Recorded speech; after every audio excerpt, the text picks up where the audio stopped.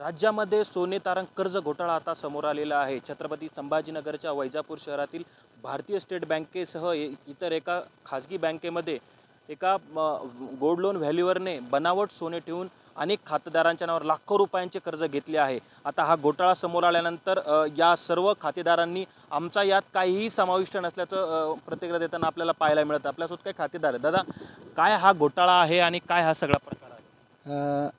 हा जो gold valuer आहे त्याचं नाव आहे कमलेश आनंदराव अधिकार। हा वैजापूर शहरातील भारतीय state bank, bank of Baroda bank, IDBI bank आणि इतर सरकारी बँक आणि सहकारी पतसंस्थेमध्ये गोल्ड व्हॅल्यूचं काम करतो। आमची आणि त्याची मागील 4-5 वर्षापासून ओळख आहे। त्या ओळखीचा फायदा घेऊन त्यांनी आमच्या नावावरती सोनं ठेवलं। सोनं ठेवताना त्यांनी आम्हाला असं सांगितलं की मी या बँकेमध्ये गोल्ड व्हॅल्यूअर आहे, गोल्ड व्हॅल्यूअर असल्यामुळं मला माझ्या नावावरती सोनं ठेवता येत नाही आणि काही दिवसापूर्वी माझ्या आईचं कॅन्सरमुळं निधन झालेलं आहे, त्यामुळं माझ्यावरती लोकांची देणेदारी आहे। माझ्या दुकानातील सोनं मला ठेवून मला त्या लोकांचं देणेदारी परत करायची आहे असं त्यांनी आम्हाला सांगितलं। बरे सगळं सोनं बनावट असल्याचं आत्ता समोर आलेलं आहे। बँकेच्या अधिकारी कर्मचाऱ्यांनी संपर्क केल्याचं तुमचं म्हणणं आहे।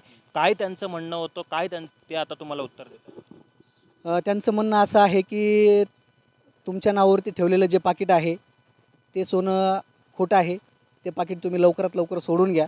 जर तुम्ही ते सोडवलं नाही तर बँकेच्या नियमानुसार, RBIच्या नियमानुसार आम्ही तुमच्यावर 420ची केस दाखल करू आणि ती जर केस दाखल झाली तर तुमचे जे काही पॅन आणि आधार कार्ड आहे त्या पॅन आणि आधारवरती जे काही तुमचे अकाउंट्स असतील, जे काही तुमचे डिबेंचर असतील, जे काही तुमचं जो काही व्यवहार असेल तो सर्व डिफॉल्टमध्ये जाईल आणि तुमच्यावरती 420ची केस दाखल होऊन तुम्ही एक सरकारचे डिफॉल्टर म्हणून पुढे येताल।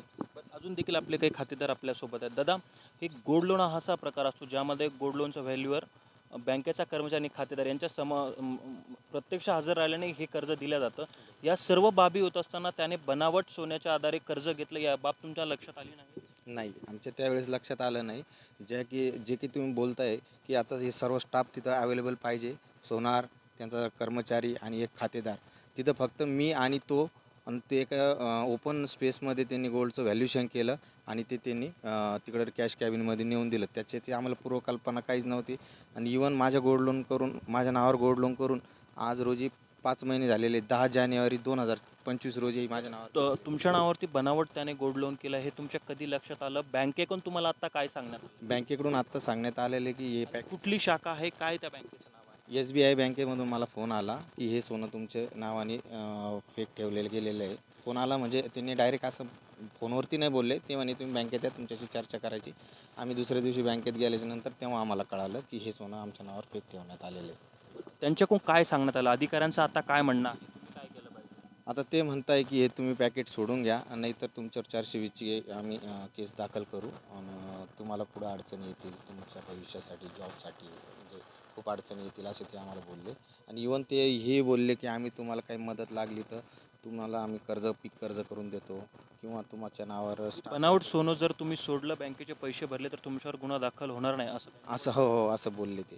अजून देखील काही खातेदार आपल्यासोबत. दादा, काय तुमची फसवणूक झाली आहे, काय प्रकार घडले? सर, माझ्या नावावर कमलेश अधिकारनी गोल्ड लोन ठेवलेलं 199चे जनता सहकारी पतसंस्थेमध्ये ठेवलेले आहे आणि त्यांनी मला असं सांगितलं की मला माझ्या गाडीचा हप्ता भरायचा आहे आणि घराचा हप्ता भरायचा आहे आणि मी व्हॅल्यूअर असल्यामुळं मला तिथं ठेवल्या जात नाही, हे तुझ्या नावावर ठेवायचं आहे। या सगळ्या प्रकारानंतर बँकेने तुम्हाला संपर्क केला आहे? हो, संपर्क केला। बँकेवाले म्हणतात की तुम्ही हे पेमेंट भरून टाका आणि आम्ही तुमच्यावर 420चा गुन्हा दाखल करत नाही। या सर्व प्रकाराविषयी तुम्हाला काही माहिती होती? तो बनावट सोनं ठेवतोय, खरं सोनं ठेवतोय, काय? नाही, काहीच कल्पना नव्हती सर, काहीच कल्पना नव्हती आणि तिथून नंतर कळलं की ते बनावट सोनं आहे। आता या सगळ्या प्रकारामध्ये बँकेतले अधिकारी इतर कोणी सामील असल्याची शक्यता? काहीच कल्पना नाही। अजून देखील काही नागरिक आहेत जे खातेदार आहेत, त्यांच्या नावावरती हे बनावट कर्ज घेण्यात आलंय। दादा, काय तुमची प्रतिक्रिया आहे सगळ्या प्रकारावर? की कमलेश अधिकार मला म्हणला होता का मला आहे ना फक्त हे रिपेअर करायची। मग त्यांनी माझ्या नावावर जनता बँकेमध्ये 3.5 लाख रुपयाचं लोन ठेवलेलं आहे। मला म्हणे फक्त 8 दिवसाचं अट लागतं आहे म्हणे, भाऊ माझं एवढं काम करून द्या, मी सोनार आहे त्याच्यामुळं माझ्या नावावर ठेवता येत नाही म्हणे। बँकेला असं सांगा म्हणे का तुम्हाला प्लॉट घ्यायचा आहे त्याविषयी सांगा म्हणे। एवढंच बोलणं माझ्या संघान मला म्हणे 8 दिवसाचं ठेवायचं। आता ते सोन्याला झालं कमीत कमी महिन्याच्या पुढं झाला। आता मग ते बँकेवाले मला त्रास देत आहे। काय म्हणाले? बँकवाला मला म्हणते का तुम्ही ते गोल्ड लोनचे पैसे भरून टाका नाही तर तुमच्यावर 400ची दाखल आम्ही टाकून देऊ असं म्हणतात आहे. पण आम्हाला सोनं बी पाहायला नाही भेटलं. आमच्या पहिले सोनार येऊन तिथं सगळं सोनं बिनं तारण करून फक्त आम्हाला सायापुरतं बोलीत होत तिथं. यामध्ये बँकेचे अधिकारी कर्मचारी दोषी वाटतात. हो, आम्हाला ते बी असं वाटतं आहे का ते आम्हाला म्हणजे फक्त सांगत आहे का ते कमलेशने तुम्हाला इथं सह्या करायला लावल्या, एवढेच बोलले आमच्या संघाबी. अजून देखील एक दिदी आपल्यासोबत आहे जी त्या बँकेमध्ये एका खाजगी तत्वावर काम देखील करते, भारतीय स्टेट बँकेमध्ये. तिच्या नावावर देखील हे बनावट सोनं ठेवल्याचं समोर आलं. दिदी, काय नेमकं प्रकार घडला? एक ते नेहमी बँकेमध्ये येत होते आणि माझी बाहेरूनही त्यांच्यासोबत ओळख होती. तर ते एक दिवस असेच बँकेमध्ये आले व त्यांनी मला सांगितलं की मला एक गोल्ड लोन करायचं आहे म्हणे, जेणेकरून मी माझ्या नावावर करू शकत नाही का आता ऑलरेडी चालू आहे. तर तुमच्या नावावर मी ठेवतो, मी एक येत्या 2 महिन्यामध्ये ते सोडून घेईल, मला काहीतरी अडचण आहे, माझी आई एक्सपायर झाली वगैरे. तर एक विश्वास असल्यामुळे मी त्यांना बोलली की चला ठीक आहे, ठेवून घ्या तुमच्या नावावर.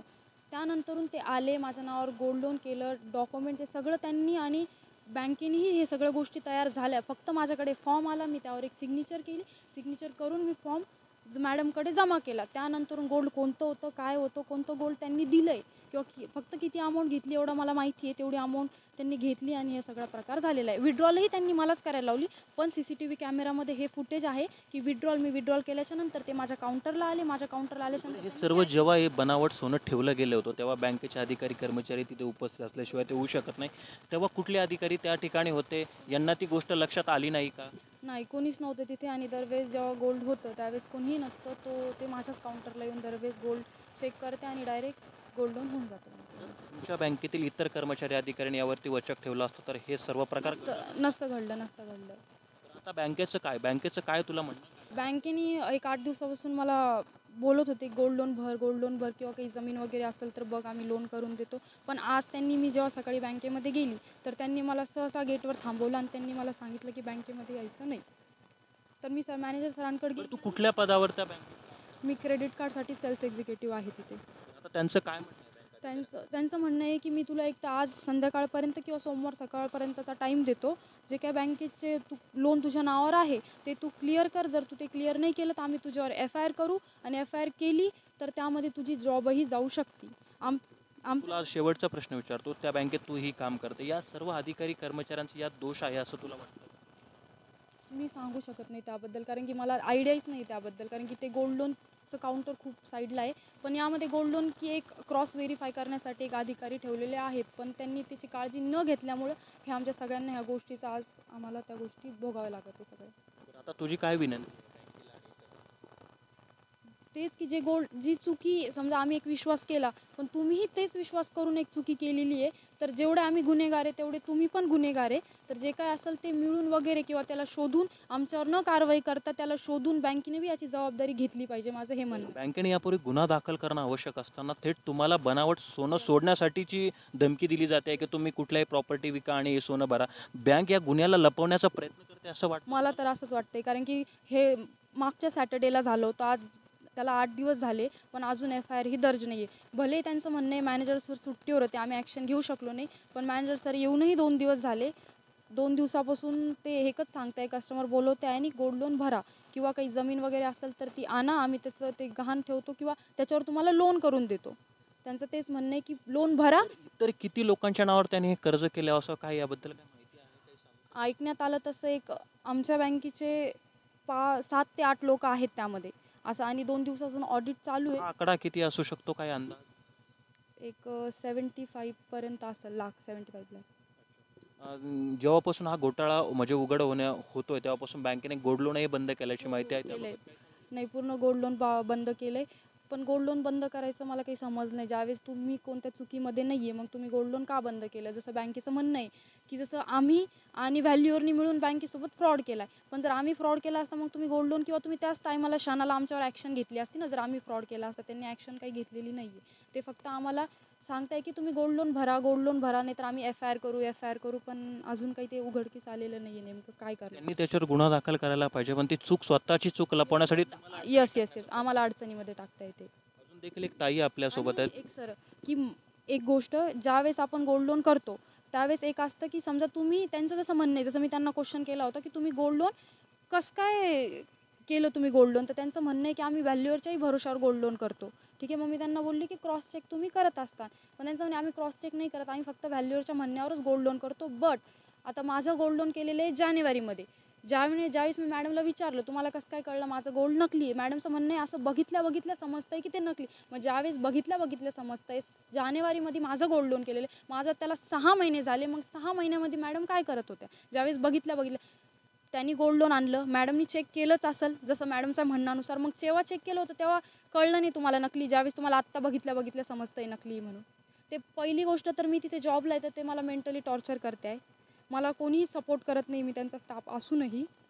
तर माझं एवढंच होतं की त्यांनी मला सपोर्ट केला पाहिजे. अजून एक ताई देखील आपल्यासोबत, त्यांची सुद्धा फसवणूक झाली. ताई, काय प्रकार घडला आहे? माझं मागच्या महिन्यामध्ये सोने तारण झालं 5/5/5ला. तर मग आता महिना झाला, एक 9/25चं आहे आणि एक दुसऱ्या महिन्यातलं आहे. तर मग आहे ना मला काय माहिती नव्हतं, त्यांनी मला अचानक बोलवलं मागच्या शनिवारी. तर मग म्हणे नाही का सोनं नकली, पण आता सोनार पण त्यांचाच, व्हॅल्युअर पण त्यांचाच, सगळं त्यांचंच म्हटल्यावर सोनं कसं काय नकली नाही? या कमलेश अधिकार नावाच्या व्यक्तीने जो घोटाळा आता केलाय त्यामध्ये अधिकाऱ्यांचा, कर्मचाऱ्यांचा समावेश असू शकता असं वाटतं का? असू शकतो सर. बरं, तुम्ही जेव्हा गोल्ड लोन करायला गेलो होतं तेव्हा काय घडलं होतं? कशा पद्धतीने गोल्ड लोन व्हॅल्यूअर म्हणून तो आला होता? बँक अधिकारी उपस्थित होते? काय नेमकं घडलं? सर मोंढा शाखेतल्या बँकेमध्ये मला म्हटलं का 3 लाखाचं आहे, पण मग 9/25 आकडा पाहिल्यावर सर तुमची त्याची ओळख कशी? आमची त्यांची समता बँकेपासून ओळख आहे. म्हणजे मी एक घर घेतलेलं होतं, त्याच्यामध्ये त्यांची म्हणजे सोने तारण ठेवलेलं होतं मी तिथं माझं. तर मग तो नेहमी मदत म्हणजे असं कधी 1000 कधी 2000 असं मदत करायचा व सांगायचं का बुवा ताई असं नाही तसं पुढच्या वेळेस हे करून घेऊ असं तसं. मग त्याच्यामुळं आमची ओळख झालेली होती. आमची फक्त आता बँकेतून तुम्हाला काय संपर्क करण्यात येतोय? बँकेतून कुठला दबाव तुमच्यावरती टाकला? बँक म्हणते तुम्ही शेती वगैरे असेल तर त्याच्यावर पीक कर्ज काढून देऊ, हे करू ते करू, पण आमची काहीच नाही आहे, शेती नाही आहे, काहीच नाही आहे. जो गुन्हा तुम्ही केला नाही त्याच्याबद्दल तुम्हाला पैसे भरावे हां हो सर, आम्ही रोजचं कमवून खाणारे माणसं आहे. आमच्याकडं काही शेती पण नाही आहे, घर पण नाही स्वतःचं. लागले? किती दिवस झाले तुमच्या नावावरती? आता एक मागच्या महिन्यातलं आहे आणि एक फेब्रुवारी महिन्यातलं आहे, जानेवारी फेब्रुवारी. आणि एक मिस्टरांच्या नावावर पण आहे, म्हणजे आमच्या दोघांना पण अडकवलेलं आहे त्यांनी. आमची परिस्थिती नाही सर, माझ्या 2 लहान मुली आहे, ते पैसे भरून देण्याची ताकद. काय वाटतं प्रशासनाने यात काय करायला पाहिजे? त्यांनी फक्त कमलेश अधिकारला शोधून आणावं आणि त्याला कोर्टापुढं हजर करावं. आपण बघितलं की खातेदारांच्या या सर्व प्रतिक्रिया होत्या की या खातेदारांना बँकेतल्या अधिकाऱ्यांनी जसे ज्या पद्धतीने सांगितलं की त्याच्या नावावरती गोल्ड लोन होत नाही, तुमच्या नावावरती गोल्ड लोन करा. या सर्व प्रकारामध्ये बँकेचे अधिकारी, कर्मचारी आणि मुख्य घोटाळा करणारा कमलेश अधिकारच जबाबदार असल्याचं त्यांनी म्हटलं आहे. त्यामुळे आता बँक पातळीवरतून अद्यापही कुठला गुन्हा दाखल झालेला नाही. त्यामुळे बँक आता या प्रकाराविषयी कशा पद्धतीने ठोस पावलं उचलते, या घोटाळ्याचा नेमकी मास्टरमाइंड कमलेश अधिकारच आहे की आणखी कोणी त्यामागे आहे, यात काही बँकेतले कर्मचारी समाविष्ट आहे का? आणि या सर्वाविषयी जी बँकेने गुन्हा दाखल करणं अपेक्षित असताना बनावट सोनं सोडण्यासाठी खातेदारांना बँक धमकी देत असल्याचं या प्रकाराविषयी कशा पद्धतीने ठोस पावलं उचलते, या घोटाळ्याचा नेमकी मास्टरमाइंड कमलेश अधिकारच आहे की आणखी कोणी त्यामागे आहे, यात काही बँकेतले कर्मचारी समाविष्ट आहे का? आणि या सर्वाविषयी जी बँकेने गुन्हा दाखल करणं अपेक्षित असताना बनावट सोनं सोडण्यासाठी खातेदारांना बँक धमकी देत असल्याचंही त्यांनी म्हटलेलं आहे. त्यामुळे आता या सर्व प्रकरणाची चौकशी होणं गरजेचं आहे. त्यामधून कोट्यवधी रुपयांचा घोटाळा देखील समोर येण्याची शक्यता आता वर्तवली जाते. नितीन थोरात, पुढारी न्यूज, वैजापूर, छत्रपती संभाजीनगर.